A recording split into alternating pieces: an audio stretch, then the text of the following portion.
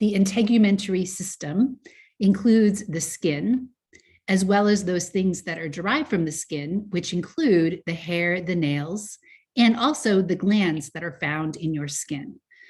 The function of the integumentary system is a lot more diverse than you would probably expect. So obviously it provides protection.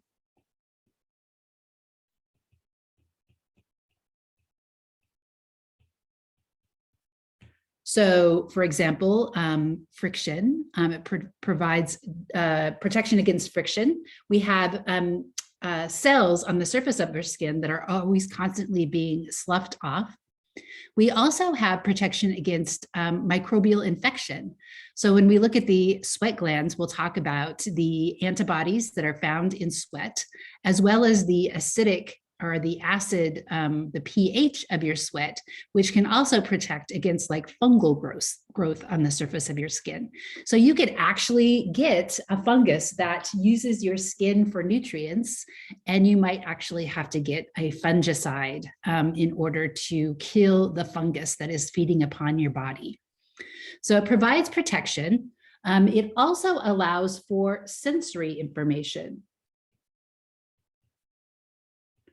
So when we look at the receptors on your skin, they allow us to detect touch, pressure, temperature, and pain, for example. So all of these stimuli are important, give us information about what is going on in our body. When we look at this sensory information, we'll talk about how it is due to receptors that are located in the part of your skin that is referred to as the dermis. So it is underneath the epidermis. We can also talk about metabolism. So metabolism would be chemical reactions that occur in our body. And there is a form of metabolism that is found in your skin, which is vitamin D synthesis.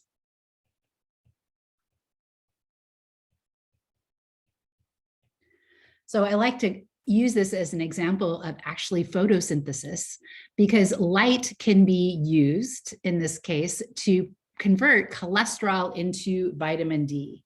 So it's not the type of photosynthesis we talk about plants using, but cholesterol can be converted into vitamin D.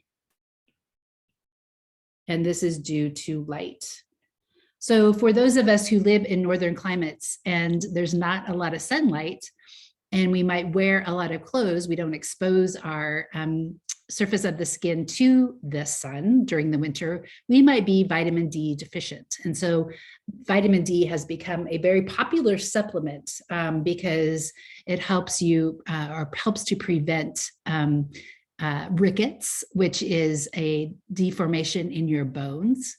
It is also added, vitamin D is also added to your milk oftentimes, and maybe even to your, if you don't drink milk, you might drink orange juice that has vitamin D in it.